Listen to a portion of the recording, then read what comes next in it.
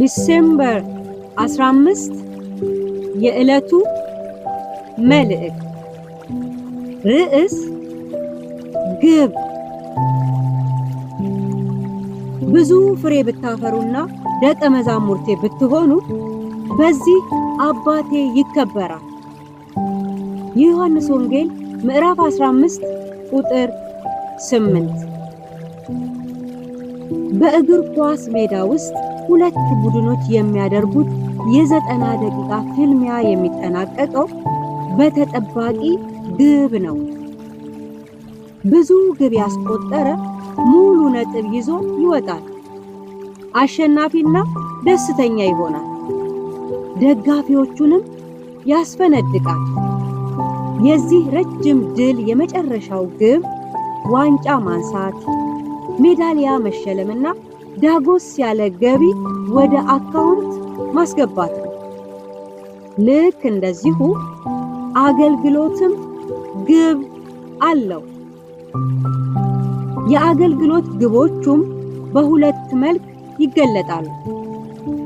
የመጀመሪያው ከእኛ ጋር የተያያዘ ነው። ይኸው ብዙ ፍሬ ማፍራት ነው። ብዙ ፍሬ ስናፈራ ደስተኞች እንሆናለን። ለቀጣይ አገልግሎትም ይበልጥ እንዘጋጃለን። የአገልግሎት ፍሬያችንን ተከትሎ በእግዚአብሔር ፊት ብድራት ይኖረናል። የአገልግሎት ሁለተኛው ግብ ደግሞ ከእግዚአብሔር ጋር ይገናኛል።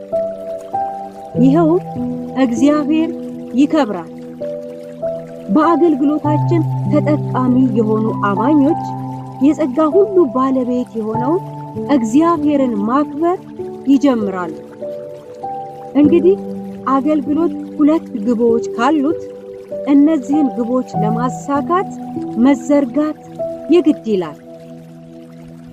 ይህን እውነታ መሰረት በማድረግ ነው ጌታችንና መድኃኒታችን ኢየሱስ ክርስቶስ ለደቀ መዛሙርቱ በዚህ ቃል የአገልግሎት ግብ ምን እንደሆነ ሲያሳያቸው የምንመለከተው። እንግዲህ የተወደዳችሁ ሆይ አገልግሎታችን ግብ ካለው ይህን ግብ ለማሳካት በቁርጠኝነት እንነሳ። ለምን እንደምናገለግል ለራሳችንና ለሚጠይቁን ሁሉ ቃሉን መሰረት ያደረገ ምላሽ እንስጥ። አለንና ግብ